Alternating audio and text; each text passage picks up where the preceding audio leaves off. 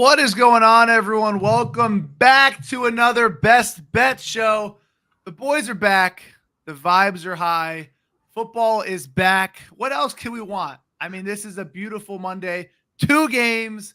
Mondays are always great. And I'm going to introduce my more regular co-host first in Austin's props. But Alex Crusoe is here as well. But Austin, you first. How are you doing today, brother?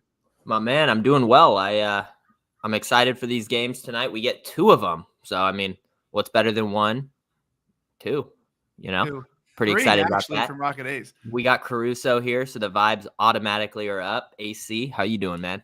I'm feeling great. I mean, we had some bad luck last night, which means good luck is to follow tonight. We've been talking probably 30 minutes pre-show about some of these bets. This is probably the most research all of us have put into a Monday night slate all year. So I think there's going to be a lot of profit coming out of this stream today. Absolutely. People in the chat already buzzing asking us questions. We'll get to the questions in a little bit. We got 2 games to talk about, so we have a little less time for some extra stuff. But we got Jaguars and Bills. We'll bump it up a little bit. That's what we're talking to first. A weird start to the season. I talked about this before. We have so many teams that were 0-2, 2-0 that you didn't really expect. And now we have is this a must-win, I guess, for the Jaguars, who are 0-2, versus the Bills, who everyone was down on to start the year, are nice and ripe 2-0.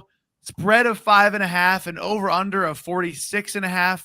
It's gone down from the total of 49. Austin, we'll start with you. Are you on the Jags bouncing back and finally getting a win, or are you riding the Bills to tomorrow? I think Buffalo at home's a tough one to land. Obviously, it's a 5.5 point spread. I think the Jags keep this one competitive enough. I saw this, obviously it's changed a little bit, but I saw this matchup last year in London, actually. And obviously international game, but I liked how the script was, and I liked how the Jaguars played them. They got ETN involved actively early. Christian Kirk got involved. And I think this Jaguars team is good enough to keep it competitive. You know what I mean? I also have noticed with the NFL this year, it seems like damn near all the games have stayed competitive. Yeah. You know what I mean? So any of these games that are around 4.5, 5.5, until I start seeing more ass beatings, like I'm going to just keep planning accordingly that the game will stay competitive. Yeah. I disagree. I actually disagree. I am full on the Bills. I mean, obviously we're looking for a spread here of 5.5, but straight up, the Bills have won 41 of their last 50 games at home under Sean McDermott when they're a favorite. And on top of that, I mean, the Jaguars have lost 7 straight starts now with Trevor Lawrence at QB. I don't think he's that guy. I believe in ETN because he's not going to be throwing the ball downfield tonight. But ultimately, I think that this Bills team continues to be underrated, and I think we're going to see some big jumps from James Cook and Dalton Kincaid tonight. This game is going to be interesting. I think there's a lot of value in this game. I have 2 props in this game. I know you guys are on some things as well. I'm going to talk about a prop that I like, and it goes with what you kind of said. McDermott's been fantastic, but when they changed offensive coordinators and really just focused on the run game, James Cook got more involved. Josh Allen used his legs more. I think the Bills are really good. Josh Allen had a big turnover problem, last year before that. This year has had 0. Is that a new offensive game plan? Has he kind of been more protective of the ball? It could be both, where I think he uses his legs a ton more. He's over in 8 of 11 games since the offensive coordinator switch. And 2 of those games that he misses were 20-point blowouts where they were winning, where he doesn't need to run at all. I'm on his over 6.5 rush attempts. I know our friend Dr. Profit talked about this a lot. I think, Austin, you're on this play too, if my eyes did not deceive me this morning. But you could talk a little bit more about how you like that as well. But I think that covers it. I think this game is competitive. I think the Bills probably still win, but I do think we've seen a lot of low-scoring games, which in turn means more competitive games. You want to add any more to that Josh Allen prop, or is that pretty much solid? Yeah, what sold me on it, I was talking with Dr. Profit last night, in games where against opposing teams where it's a 40% pressure rate, like defensive coordinators that have a 40% blitz/pressure rate, Allen's over an 11 of 11. So it's one of those where it's like, all right, the Jags have a 42% blitzing rate. I'm going to trust the numbers. He's over an 11 of 15 of the last games. He hasn't hit this season. Or he missed game 2. Did he hit game 1? He did hit He game missed. 1. He missed game 2 because they're up because they kept turning the ball over and they had no I time knew to he missed the last game. I couldn't remember if he missed game 1. Just it feels like one of those spots where there's a lot of ways we can cover. Like AC said, there's upside where they blow him out. If that's the case, we could land kneels at the end, which are rush attempts that could help us out. So I just feel like there's a lot of ways this one could go over. And 6.5 is a very low line for Allen. We've seen him at 8.5 time and time again. So for 6.5 playable odds, I really like the spot. Yeah, I agree. Actually, Josh Allen's numbers, I don't know if you guys have got NFL Pro recently, but versus the blitz are actually very good.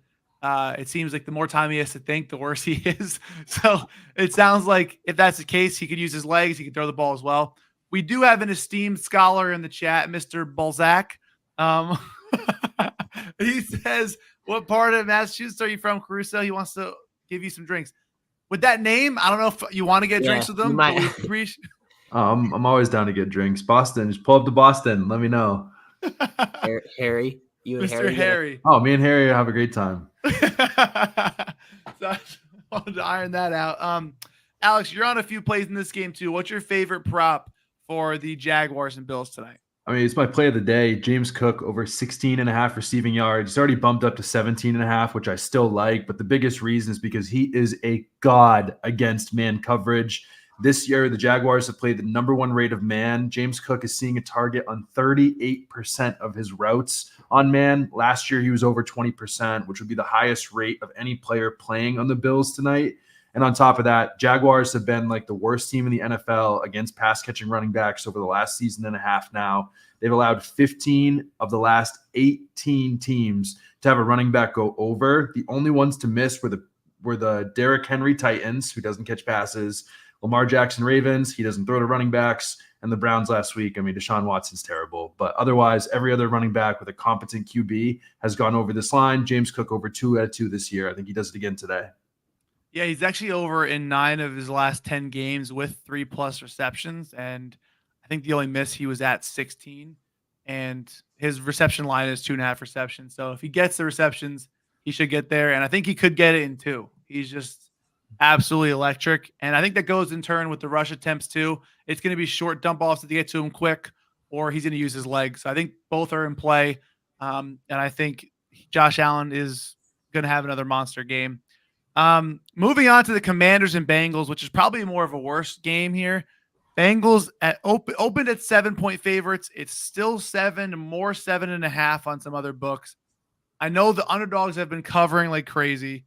What do you guys think here? Do you guys think that Joe Burrow and now with T. Higgins back, are they more of a threat, or is their defense still going to struggle and the Commanders somehow keep this close? What are your thoughts? Alex, we'll start with you this time. I mean, the Commanders did not score a touchdown last week against the Giants. The Giants. I mean, are we kidding? Kind of nice. I think tonight is the Joe Burrow mega breakout with Chase. T. Higgins is back.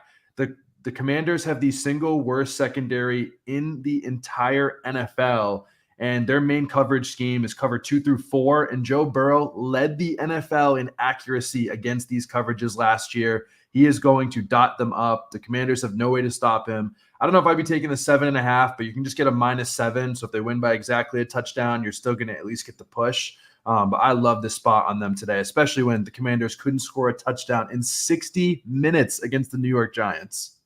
First of all, the Giants, if you only count the metric of last week, they've not lost a game.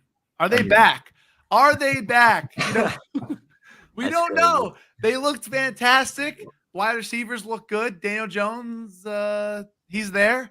And stop it. You'll never know. No, I'm just kidding. I'm a Giants fan, and we suck, but it was good to get a W. Austin, are you on the Bengals as well? Do you think the Commanders keep this close, over, under? What's your thoughts?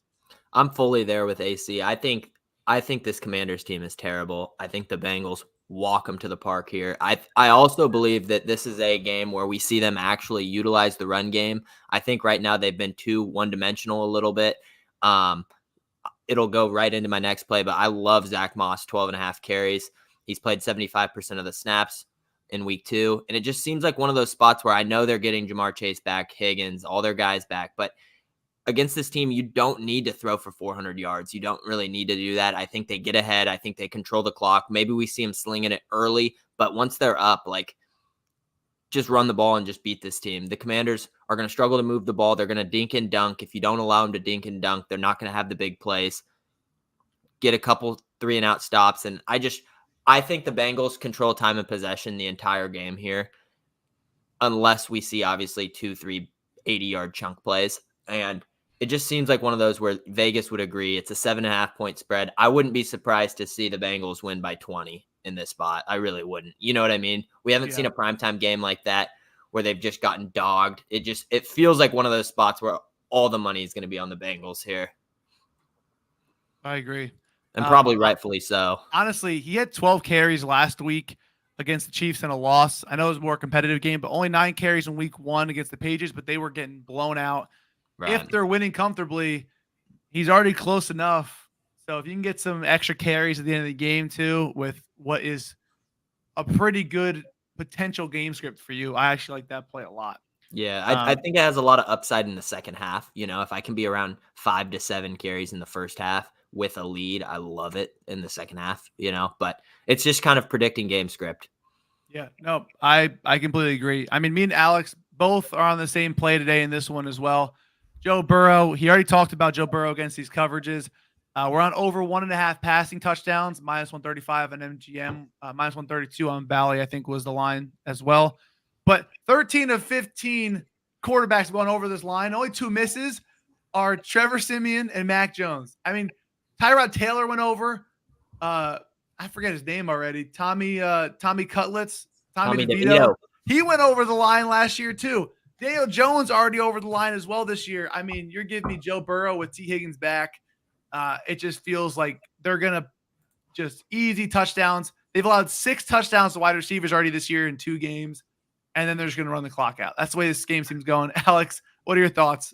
Add on to that play. I mean, you said it. I mean, there's 2 QBs like that have not hit 2 passing touchdowns, and it was Mac Jones and Trevor Siemian versus Joe Burrow. I mean, even if Mac Jones and Trevor Siemian had Jamar Chase and T. Higgins, they probably would have gone over, let alone Joe Burrow, who's the single most accurate QB in the entire universe against the coverages that the Commanders run. I think this is an easy lock for today. I love it. I love it. So let's get into first touchdowns. I don't want to talk about the pass, but someone who some say are handsome hit a nice first touchdown last week in Allen Lazard, not you, Austin. You, although the handsome. I thought you were talking about me. My fault. Still stands. So I'm up. Well, I hit one. Austin hit the one in week 1. Was it? We're off for week 2. Derrick Henry. Way worse odds, but who's counting? I'm not going to bring that up. But this week we're playing a new game with Alex here. We're going to count. There's no more plus 1,000 rule. We're just going to be all, what is it? Everything counts. I almost said no holds barred. We're just spraying the board.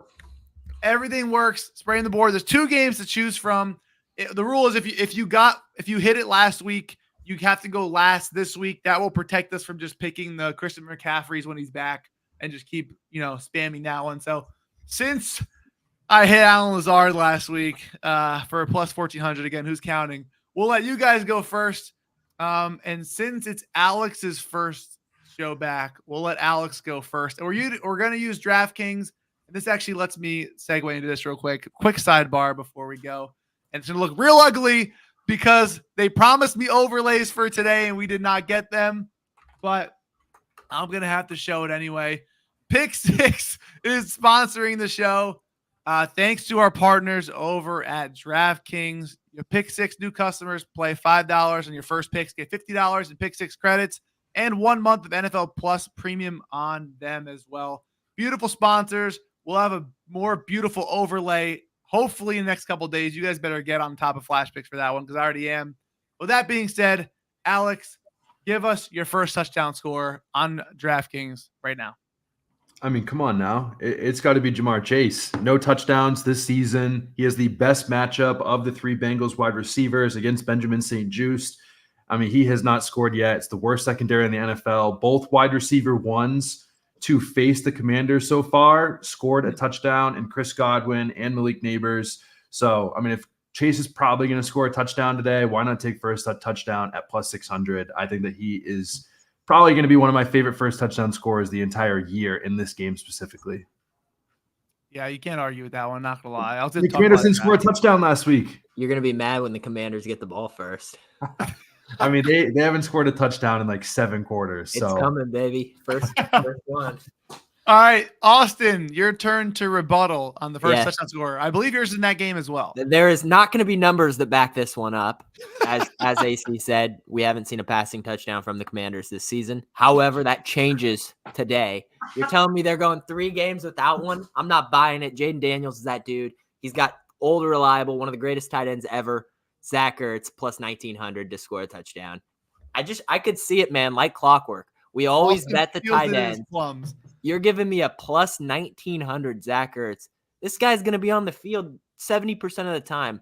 He sniffed the end zone so many times in his career. Why not tonight?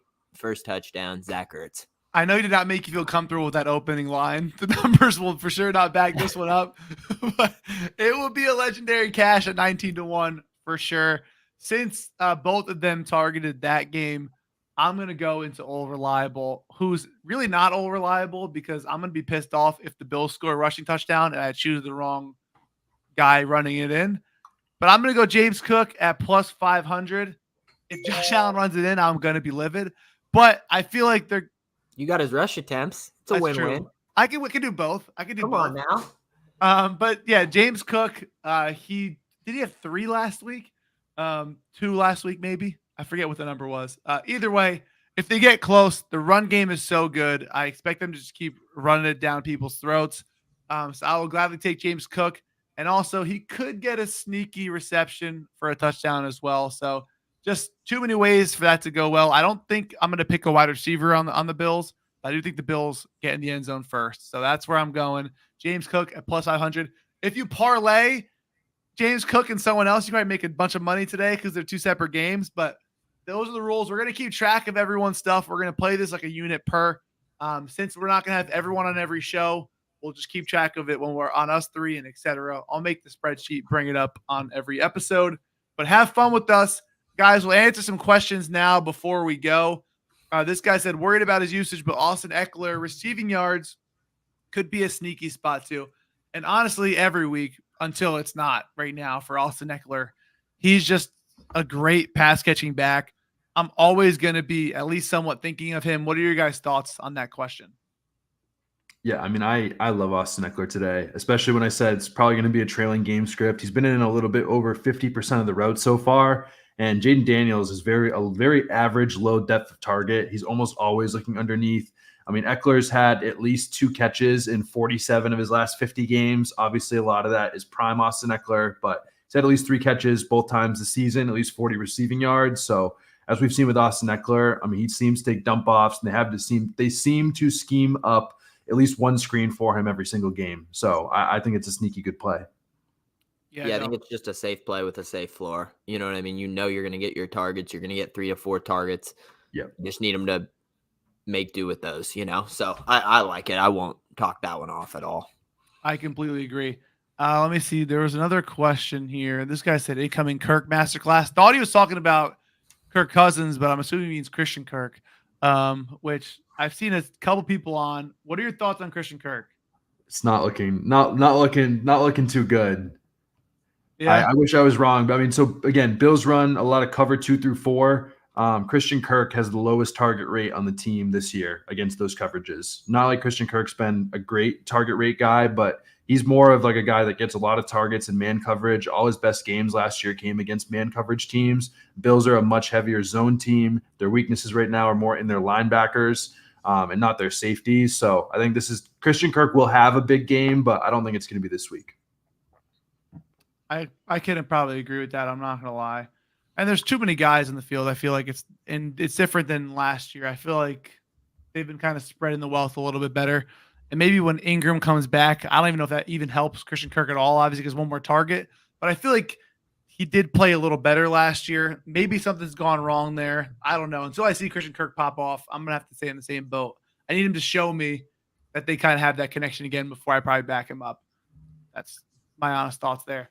That looks like it's it. Oh, this guy said, oh, yeah, field goal prop from Chief Keef with the Burrow.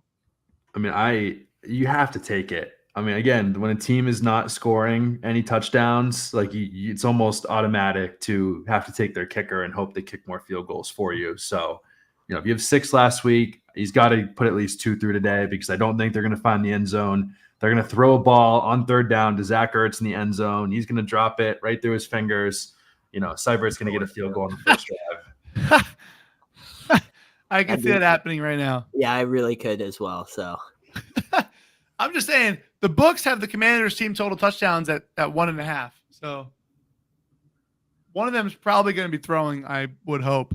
Dude, I'm telling you, he's got to throw one in eventually, right? Like, come on. You would hope. 3 weeks, like, it's not like he's thrown it that bad either. He's gonna get one today. This is weird. I was looking at the team touchdown lines. They already have lines for this Thursday, and the Cowboys have a 2.5 team total touchdown line against the Giants, and it's -135. So I'm probably betting that today. Gonna wait for Thursday, so I just want to point that out. You haven't watched Dallas this year. What? I said you must not have watched Dallas this year. They still score. They just lose. They're going to win 5 games.